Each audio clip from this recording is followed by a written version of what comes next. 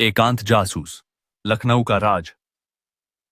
पात्र देवदत्त शर्मा, एक विलक्षण एकांत प्रिय जासूस जो लखनऊ की एक पुरानी हवेली में रहता है। यह पूरी कहानी उसी के दृष्टिकोण से, उसी की आवाज में सुनाई जाएगी, मानो वह खुद से या अपने किसी अदृश्य साथी से बात कर रहा हो। दृश्य देवदत्त शर्मा की अध्ययन कक्ष। यह कमरा कम और किसी पुराने संग्रहालय या पुस्तकालय का हिस्सा ज्यादा लगता है। चारों तरफ ऊंची ऊंची अलमारियों में किताबें भरी हैं, इतिहास, विज्ञान, दर्शन, कविता, हर विषय पर। एक बड़ी मेज पर पुराने नक्शे, एक माइक्रोस्कोप, कुछ रासायनिक उपकरण और कई प्राचीन कलाकृतियां बिखरी पड़ी हैं। कमरे में कई पुरानी पेंडुलम वाली घड़ियां हैं, जिनकी टिक टिक की आवाज एक स्थायी संगीत की तरह गूंज रही है। देवदत्त शर्मा लगभग 45 वर्ष का एक व्यक्ति, जिसकी आंखों में असाधारण चमक और चेहरे पर एक स्थायी बौद्धिक जिज्ञासा है। एक आराम कुर्सी पर बैठा है, वह सीधे दर्शकों श्रोताओं से बात कर रहा है। देवदत्त शर्मा, गहरी, शांत और थोड़ी नाटकीय आवाज में। समय, टिक टिक टिक। यह मेरे सबसे वफादार साथी हैं, ये घड़ियां। हर एक की अपनी एक कहानी है, अपनी एक चाल है। कोई धीमी है, कोई तेज, कोई बिल्कुल सटीक, इंसानों की तरह। हर इंसान अपने अंदर एक घड़ी लिए घूमता है। उसके दिल की धड़कन, उसकी सांसों की लय, उसकी सोच की रफ्तार, सब कुछ समय का ही तो खेल है। और जब किसी की घड़ी अचानक बंद हो जाए या कर दी जाए, तब मेरा खेल शुरू होता है। मेरा नाम देवदत्त शर्मा है। लोग मुझे शौकिया जासूस कहते हैं, कुछ सलाहकार, कुछ सनकी। मुझे फर्क नहीं पड़ता। मैं इस हवेली की दीवारों के पीछे अपनी किताबों और इन घड़ियों की टिक टिक के साथ खुश हूं। पुलिस कभी कभी मेरे दरवाजे पर दस्तक देती है, जब उनके सीधे सपाट तर्क किसी उलझी हुई गुत्थी को सुलझाने में नाकाम हो जाते हैं। वो मेरे पास समस्याएं लाते हैं और मैं उन्हें समाधान देता हूं, या यूं कहूं, मैं उन्हें वह सच दिखाता हूं जो उनकी आंखों के ठीक सामने होता है, पर जिसे देखने के लिए सिर्फ आंखें नहीं वहां, दिमाग की नजर चाहिए। आज की कहानी भी एक ऐसी ही गुत्थी की है। एक ऐसी गुत्थी जो लखनऊ की तहजीब और नफासत की चादर में लिपटी हुई थी। एक कहानी जिसमें घुंघरुओं की झंकार थी और मौत की खामोशी भी। यह कहानी है आईना ए रक्स की, यानी नाच के आईने की। इसकी शुरुआत हुई आज से 3 दिन पहले, एक सर्द सुबह। इंस्पेक्टर अजय सिंह का फोन आया। अजय एक अच्छा इंसान है, ईमानदार भी, लेकिन उसकी कल्पना शक्ति उतनी ही सीमित है जितनी ट्रैफिक हवलदार की सीटी की धुन। उसकी आवाज में हमेशा की तरह एक उलझन थी, एक ऐसी उलझन जो बताती थी कि उसे कुछ ऐसा मिला है जो उसके नियमों की किताब में फिट नहीं हो रहा। देवदत्त जी, उसने कहा, एक मामला है, अजीब, बहुत अजीब। मैंने अपनी कुर्सी पर बैठे बैठे अपनी दूरबीन उठाई और खिड़की से बाहर सड़क पर एक बच्चे को कंचे खेलते हुए देखने लगा। अजय, मैंने कहा, तुम्हारे लिए हर वह मामला अजीब होता है जिसमें कातिल अपना नाम और पता छोड़कर नहीं जाता। बताओ, क्या हुआ? शहर की मशहूर कथक नृत्यांगना सायरा अजीज अपने घर में मृत पाई गई हैं। तो मैंने कहा, बच्चे ने बड़ी खूबसूरती से दूसरे के कंचे पर निशाना लगाया था। कमाल का कोण था। उनके रियाज कसीम के कमरे में, कमरा अंदर से बंद था, दरवाजा तोड़ना पड़ा। कोई जबरदस्ती के निशान नहीं, कोई चोरी नहीं।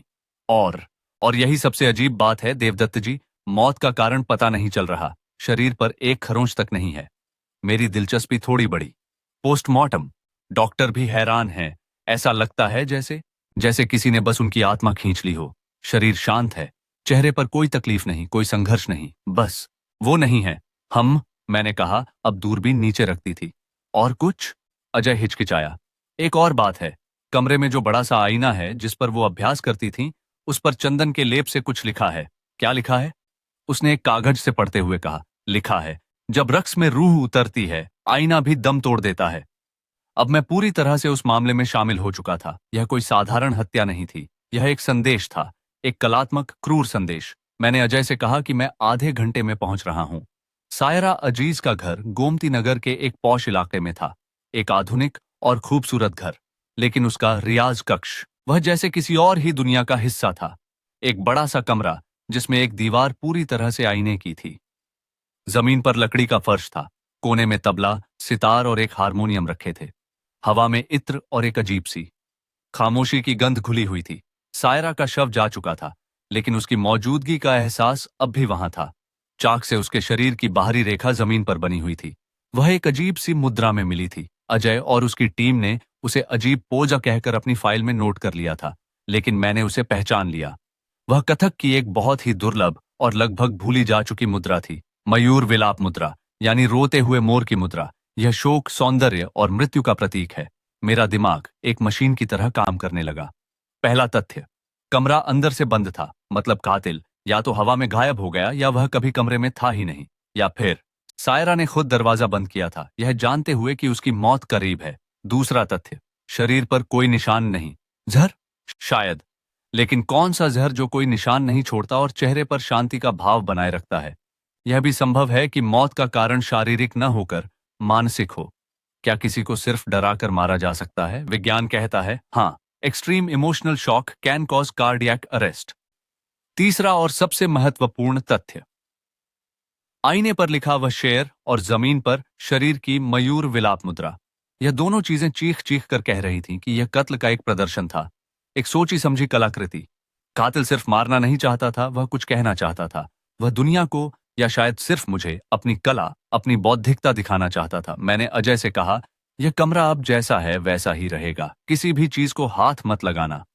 मैंने अपने दस्ताने पहने और कमरे का निरीक्षण करना शुरू किया। पुलिस वालों की मोटी बुद्धि नजरों से बहुत कुछ छूट गया था। मेरी पहली खोज, चंदन का लेप जिसे आईने पर लिखा गया था, वह आम चंदन नहीं था। उसकी खलुशबू में कुछ और भी मिला हुआ था, एक बहुत ही हल्की, लगभग न पहचानी जा सकने वाली महक। मैंने अपनी जेब से एक छोटी सी शीशी निकाली और उस लेप का एक नमूना लिया। यह अष्टगंधा था, 8 विशेष सुगंधों का एक मिश्रण जो तांत्रिक अनुष्ठानों में प्रयोग होता है।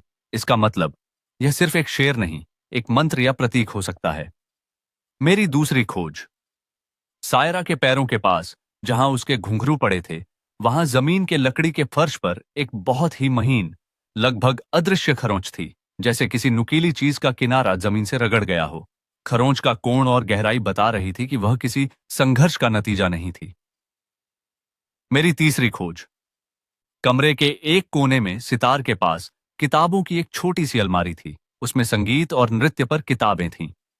एक किताब, अवध की भूली बिसरी ठुमरियां, अपनी जगह से थोड़ी बाहर निकली हुई थी, जैसे किसी ने उसे अभी अभी पढ़कर वापस रखा हो।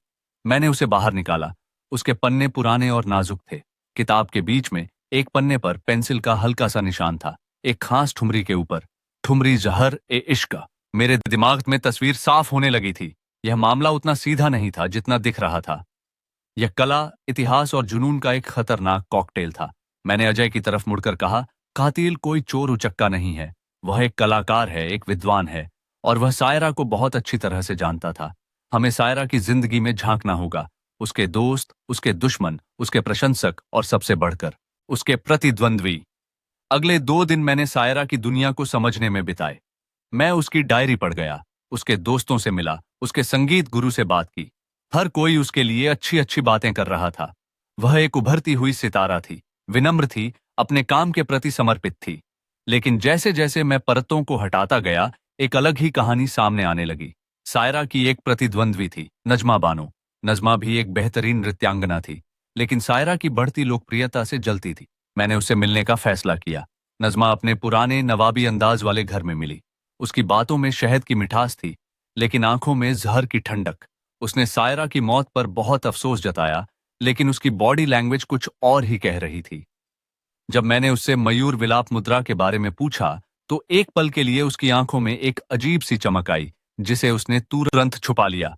उसने कहा कि यह एक बहुत ही कठिन मुद्रा है, जिसे करने के लिए सालों की साधना चाहिए।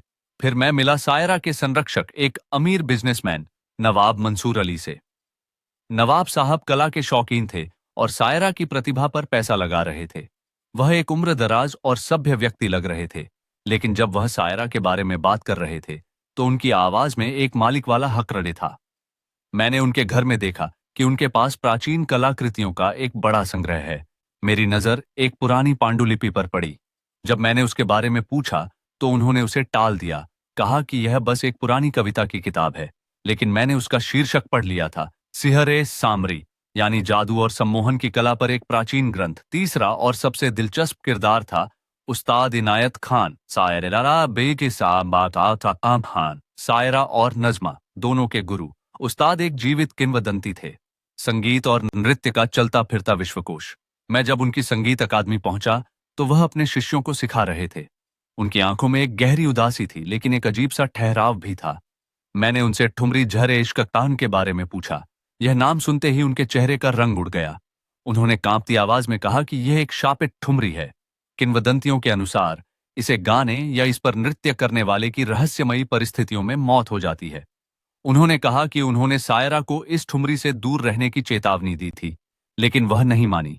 वह जुनूनी थी, वह उस ठुमरी के पीछे छिपे राज को जानना चाहती थी। अब मेरे पास 3 मुख्य संदिग्ध थे। एथ नजमा बानो, पेशेवर ईर्ष्या से प्रेरित। वह उस दुर्लभ मुद्रा और ठुमरी के बारे में जानती थी। हो सकता है उसने सायरा को रास्ते से हटाने के लिए कोई मनोवैज्ञानिक चाल चली हो। 2 नवाब मंसूर अली, एक जुनूनी संरक्षक जो अपनी कलाकृति को किसी और के साथ बांटना नहीं चाहता था। उसके पास सम्मोहन और प्राचीन रहस्यों की किताबें थीं। क्या उसने सायरा को किसी तरह सम्मोहित करके आत्महत्या के लिए उकसाया? 3 उस्ताद इनायत खान, वह गुरु जो अपने ज्ञान को सबसे पवित्र मानता था। क्या सायरा ने कोई ऐसी सीमा लांघ दी थी जिसे उस्ताद बर्दाश्त नहीं कर सके? क्या उन्होंने अपनी शापित ठुमरी की पवित्रता को बनाए रखने के लिए अपनी सबसे प्रिय शिष्या की बलि चढ़ा दी? मेरे दिमाग की घड़ियां तेजी से टिक टिक कर रही थीं। हर सुराग एक पहेली का हिस्सा था। चंदन का लेप, मयूर विलाप मुद्रा, लकड़ी के फर्श पर खरोंच और वह शापित ठुमरी, इन सबको जोड़ने वाली एक कड़ी गायब थी। मैंने वापस अपनी प्रयोगशाला में आकर चंदन के उस नमूने का विश्लेषण किया। जैसा मुझे शक था, अष्टगंधा में एक और चीज मिलाई गई थी, एक बहुत ही दुर्लभ पौधे का रस। यह पौधा हिमालय की ऊंचाइयों पर मिलता है और पारंपरिक चिकित्सा में इसका उपयोग हृदय गति को बहुत धीमा करने के लिए किया जाता है।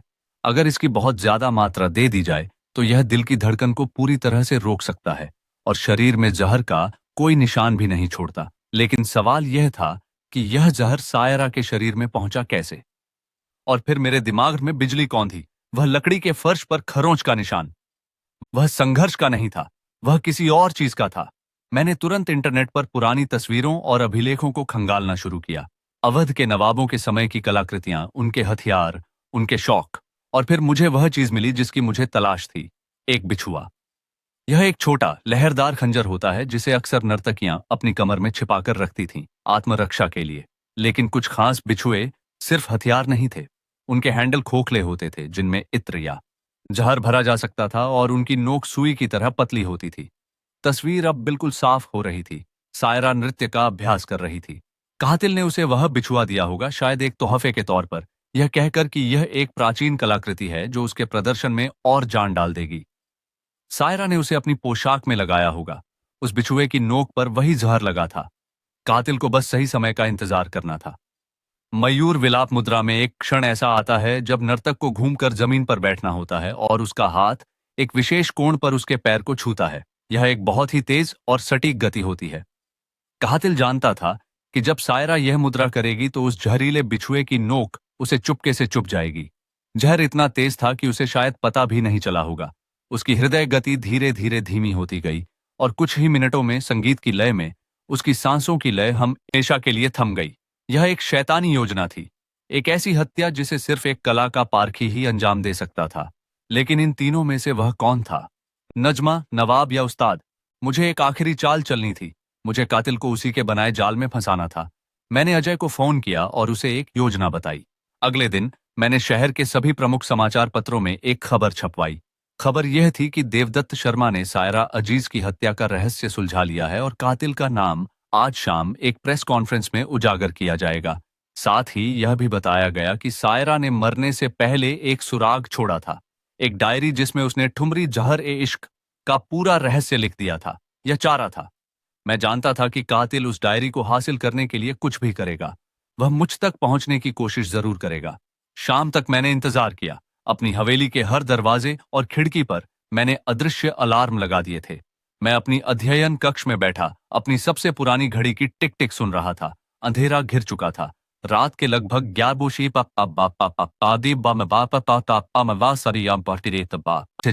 मेरे दरवाजे पर दस्तक हुई। मैंने दरवाजा खोला। सामने उस्ताद इनायत खान खड़े थे। उनके चेहरे पर एक अजीब सी शांति थी। मुझे पता था तुम ही आओगे उस्ताद, मैंने कहा और उन्हें अंदर आने का रास्ता दिया। वह अंदर आए और कमरे के बीच में खड़े हो गए। उनकी नजरें मेज पर रखी एक पुरानी डायरी पर थीं, जिसे मैंने खास तौर पर वहां रखा था। वह डायरी, उन्होंने कहा, उसमें क्या लिखा है? वही सच जो आप दुनिया से छिपाना चाहते हैं, मैंने कहा। सायरा ने उस ठुमरी को पूरा कर लिया था, है ना? उसने न सिर्फ उसे गाना सीख लिया था बल्कि उसके पीछे की कहानी भी जान ली थी। उस्ताद की आंखों में दशकों का दर्द और गर्व एक साथ तैर गया। वह ठुमरी शापित नहीं है, उन्होंने धीमी आवाज में कहा। वह पवित्र है। उसे मेरे परदादा ने बनाया था सिर्फ अपनी बेगम के लिए। वह कोई सार्वजनिक प्रदर्शन की चीज नहीं है, वह एक इबादत है। सायरा मेरी सबसे अच्छी शिष्या थी। मैंने उसे सब कुछ सिखाया, लेकिन वह जुनूनी थी। वह उस ठुमरी को दुनिया के सामने लाना चाहती थी, उसे बेचना चाहती थी। वह उसकी पवित्रता को भंग कर रही थी। तो आपने उसे मार दिया? मैंने पूछा। मैंने उसे मारा नहीं, उन्होंने कहा। उनकी आवाज में अब भी कोई पछतावा नहीं था। मैंने उसे आजाद किया। मैंने उसे कला के शिखर पर पहुंचाकर अमर कर दिया। वह मयूर विलाप मुद्रा में कितनी सुंदर लग रही थी, जैसे सच में कोई अप्सरा रक्स करते करते फना हो गई हो। वह मौत उसकी कला का आखिरी और सबसे उत्तम प्रदर्शन था। और आईने पर वह शेर, वह मेरे दिल की आवाज थी। एक कलाकार का अपनी कला को सलाम। और वह जहरीला बिछुआ, वह मुस्कुराए, एक ठंडी भयावह मुस्कान। कला में हर चीज का महत्व होता है देवदत्त जी, सही औजार का, सही समय का, सही मुद्रा का। मैंने उसे वह बिछुआ दिया था। वह मेरे खानदान की निशानी थी। मैंने उसे बताया कि यह उसकी कला को और निखारेगा, और उसने निखारा भी। वह धीरे धीरे मेज की तरफ बढ़े। अब मुझे वह डायरी दे दो, उस राज को मेरे साथ ही दफन हो जाना चाहिए। एक समस्या है उस्ताद, मैंने कहा। यह डायरी खाली है, यह सिर्फ एक चारा था। जैसे ही मैंने यह कहा, कमरे के पर्दों के पीछे से इंस्पेक्टर अजय और उसकी टीम बाहर निकल आई। उस्ताद इनायत खान ने एक बार भी चौंकने का भाव नहीं दिखाया। उन्होंने बस एक गहरी सांस ली, जैसे एक लंबा रियाज खत्म करने के बाद लेते हैं। उन्होंने अपनी हथेलियां आगे बढ़ा दी, जैसे हथकड़ियों का इंतजार कर रहे हों। उनकी गिरफ्तारी के बाद अजय ने मुझसे पूछा, लेकिन आपको कैसे पता चला कि कातिल उस्ताद ही हैं, नवाब या नजमा नहीं? मैंने उसे समझाया। नजमा ईर्ष्यालु थी, लेकिन कायर थी। वह ऐसा जटिल और कलात्मक कत्ल नहीं कर सकती थी। नवाब मंसूर अली एक मालिक की तरह सोचते थे, कलाकार की तरह नहीं। अगर उन्हें सायरा को काब्जे में रखना होता, तो वह उसे दुनिया से छिपा देते, मारते नहीं। सिर्फ उस्ताद इनायत खान ही थे जिनके लिए कला जिंदगी और मौत से भी बड़ी थी। वह अपनी कला के लिए किसी की जान ले भी सकते थे, और उसे एक खूबसूरत प्रदर्शन का नाम भी दे सकते थे। चंदन के लेप में अष्टगंधा का प्रयोग, जिसका संबंध पूजा और अनुष्ठानों से है, एक संरक्षक या प्रतिद्वंद्वी नहीं, एक गुरु ही कर सकता था। वह हत्या नहीं कर रहे थे, वह अपनी नजर में एक यज्ञ कर रहे थे। केस बंद हो गया। लखनऊ की नफासत भरी दुनिया में कुछ दिन हलचल रही, फिर सब शांत हो गया। देवदत्त वापस अपनी आराम कुर्सी पर बैठ जाता है। वह एक पुरानी घड़ी उठाता है और उसे प्यार से सहलाता है। लेकिन मेरे लिए यह केस कभी बंद नहीं होता। यह मेरे दिमाग के इस कमरे में हमेशा के लिए दर्ज हो गया है। एक कहानी, जुनून, कला और पागलपन की। उस्ताद इनायत खान जेल में हैं, लेकिन मुझे लगता है वह खलूश होंगे। उन्होंने अपनी कला को बचा लिया, अपनी शर्तों पर। और मैं वापस अपनी इस खामोश दुनिया में आ गया हूं, अपनी इन घड़ियों के साथ। इनकी टिक टिक मुझे याद दिलाती रहती है कि समय चलता रहता है। नई कहानियां जन्म लेती रहती हैं, नई गुत्थियां उलझती रहती हैं। और मैं इंतजार करता हूं अगली दस्तक का, अगली उलझन का, अगले उस सच का जो किसी झूठ के नकाब के पीछे अपनी खोज का इंतजार कर रहा है। टिक टिक टिक। सुन रहे हैं आप? एक और कहानी शुरू होने वाली है।